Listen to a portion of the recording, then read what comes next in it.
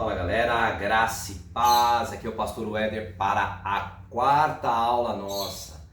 Hoje nós vamos falar sobre o alfabeto datilológico. E aí a gente começa a guinar por uma área mais prática aí da Libras, né? E que Deus abençoe para que essa aula possa ser instrutiva para você.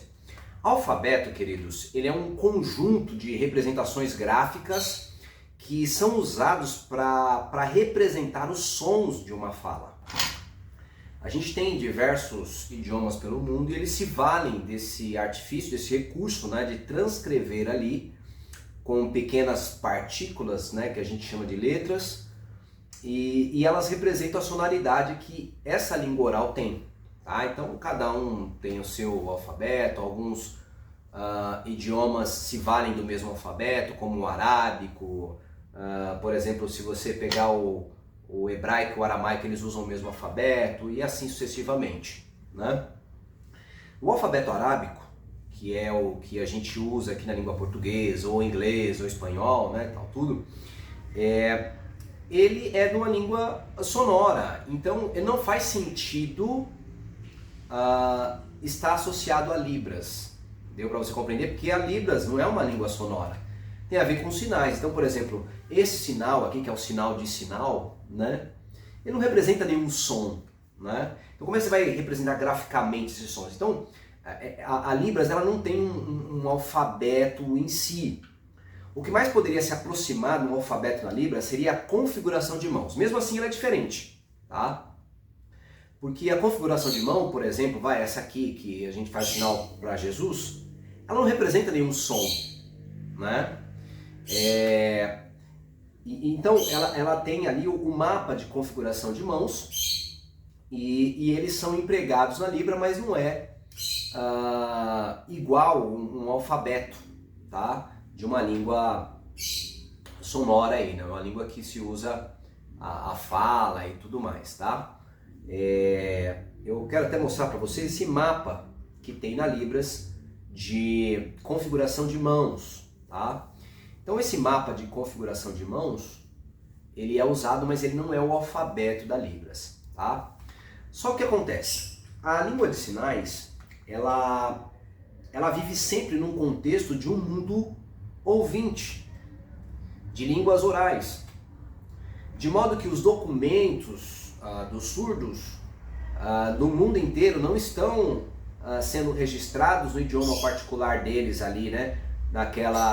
No single write ou em qualquer outro método de transcrever a Libras. Eles normalmente estão associados à língua principal daquele país, tá? Então os documentos deles vão ser como os documentos de todo mundo. Então eles precisam de ter contato com as línguas orais. Foi aí então que se pegou daquele mapa de configuração de mãos alguns sinais para representar os sons que tem na língua falada. E aí criou-se aquilo que é conhecido como alfabeto datilológico ou alfabeto quirológico. Tá? Datilológico e quirológico quer dizer aquilo que é feito com as mãos. Tá? Então, na realidade, pegou, por exemplo, este sinal, que não tem representação sonora nenhuma, para que ele significasse, em comparação com as línguas faladas, ele representasse o A. Tá? E assim sucessivamente, foram pegando ali aquelas configurações de mãos para que elas pudessem representar a língua falada e assim então estabelecer um ponto de contato da língua de sinais com a língua falada. Então, o alfabeto datilológico ele não pertence exatamente a Libras, né? Mas é uma ponte para ligar um idioma oral e um idioma sinalizado, né? Então, nós temos aí o alfabeto datilológico e a gente precisa conhecê-lo. Por quê? Porque ele é usado para a gente, por exemplo, mencionar o nosso nome, não é? Ele é usado também para a gente, de repente, se referir ao nome de uma rua, porque as ruas aí não estão em Libras, então a gente precisa fazer isso. Então veja, é uma maneira que a Libras tem de representar, tá? Iconicamente, né, ou semioticamente, representar a língua portuguesa ou inglesa ou qualquer uma outra, tá? Então vamos lá. O alfabeto você pode fazer com qualquer uma das mãos e ele vai representar a mesma coisa. Então, por exemplo, aqui nós temos a letra A, tá? Se eu fizesse com a mão esquerda, a letra A, tá? Então, tanto faz você fazer com uma ou com a outra. Não precisa fazer com as duas, não. Tem nada a ver. As pessoas vão ficar confusas. Ou é com uma mão que você faz ou com a outra. Você usa a sua mão dominante, tá? A letra B é essa aqui, tá? E não tem maiúsculo e minúsculo na Libras, tá? Letra C, letra D. É importante que você deixe esse espaço aqui no meio, tá vendo? Olha o formato dela. Ela não é uma letra como assim, ó. Esse não é a letra D, essa é a letra D, tá? Letra E, letra F, letra G, letra H, letra I, letra J, ó, J, letra K, letra L, letra M, letra N, letra O, letra P, letra Q, letra R, letra S, letra T, letra U, letra V, letra W, letra X ou X, letra Y, letra Z. Este é o chamado alfabeto datilológico, que estabelece um ponto de contato da língua de sinais com as línguas orais, com as línguas faladas aí, ok? Tem alguns detalhes que a gente precisa explicar. Como é que eu faço C cedilha, correto? Essa é a letra C. O C cedilha você vai fazer um tremedinho na mão. Esse é o cedilha, ok? Outra curiosidade é que quando você tem uma letra duplicada, você arrasta a letra para o lado, tá? Isso vai fazer a representação de duas letras. Por exemplo, S, dois S's. P, dois P's. A, dois A's. Isso acontece com números também, tá? Por exemplo, número 100. Número 1, 100, tá vendo? 200, 300 e assim sucessivamente. Outra coisa que é importante a gente aprender são os espaços, ok? Então, há duas maneiras de você fazer o espaço.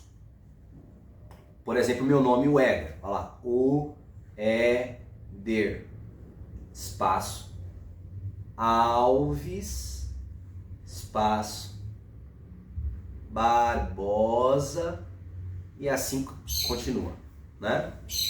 E há como você fazer os espaços dando uma pequena pausa entre uma palavra e outra. Então, por exemplo, o Éder Alves Barbosa, e assim sucessivamente, né? Então, os espaços entre as palavras é feito dessas duas maneiras, tá? Uma outra coisa que é importante é que há letras parecidas, tá? Eu peço que você preste atenção muito nisso para não errar. Então, essa é a letra A. Essa é a letra S. Elas são muito parecidas, mas o S tem o polegar aqui na frente e o A ele tem o polegar aqui do lado, tá? S, A, S. S, A e S. A letra F e a T também elas são muito parecidas. Essa é a letra F e essa é a letra T. A diferença entre elas é que F, ó, F, o polegar fica fora. Ó, F de fora aí, ó. E o polegar fica dentro no T, tá? Então, F é fora, polegar fora. T, o polegar é dentro, tá? Outra coisa que a gente pode ver também, outras semelhantes, é o G e o Q. Algumas pessoas confundem. O G é para cima, tá? E o Q é para baixo. Então, a mesma coisa, só que, né, a orientação da mão ela muda. Então a orientação da mão é para frente do G e ele é para cima, o indicador para cima. A do Q é para baixo e a indicação é para trás. Letras parecidas também é o P, o H e o K. Tá? Então vamos lá. Essa é a letra P, a gente chama de configuração da mão em P. Tá? Só que ela também é usada para fazer a letra K com movimento diferente. P e K. Tá? E o H também vai se assemelhar, só que o H tem um giro. Então, P, K e o H. H, K e P. Outra coisa que é importante a gente notar também, a semelhança não é tão semelhante assim, é fácil de distinguir, mas é importante, tá? Entre o G e o L. Então nós temos a letra G e a letra L, tá ok? Eu vou mudar de mão agora, vou fazer com a mão esquerda o L e agora com a mão direita o G, tá? Então essa é a diferença, o L faz aí um ângulo de 90 graus e o G ele fica com o dedo bem coladinho ali, tá? Outra semelhança que dá é da letra do número 2 com a configuração da mão em P. Então o P, você coloca o polegar aqui, ó, tá? O V não tem isso aí, né? O 2 e o V não tem isso. Então essa é a diferença aí, tá? Que há entre o V, o P e o 2 aí, tá? Outras coisas semelhantes, mas é bom a gente notar, é o número 1, tá? O classificador de pessoas, e o I. O I é com o dedo mínimo, tá? Essa é a diferença, o outro é com o indicador. O 8 e o S, eles são iguais, ok? Qual a diferença? Além da forma, né? Porque a forma é tudo igual. A gente tem isso aqui, ó. Esse é o 8. O S é parado. Você pode fazer o 8 parado quando ele está no meio de um número telefônico, por exemplo. Por exemplo, 985. Aí você tem o 9, o 8, o 5. Você não precisa fazer assim, porque o contexto está mostrando que é um número. Agora, quando precisar revelar que é um número, aí então é importante que você faça esse chacoalhar para mostrar a diferença entre ele e o S. Nós temos também uma semelhança entre o número 4 e a letra B, né? Mas elas se distinguem facilmente, tá? Às vezes o 4 faz assim também. Também nós temos uma semelhança entre o 6 e o 9, tá?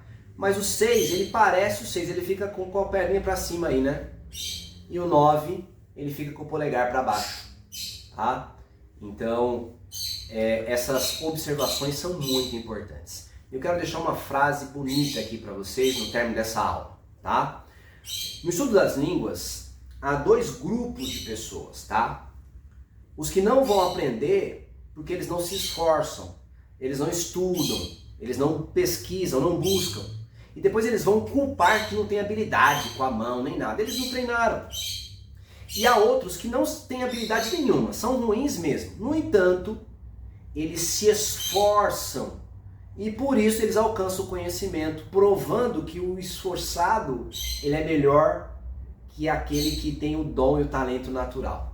Porque o esforço e dedicação superam muitas vezes o talento natural. Que Deus abençoe você. A paz do Senhor.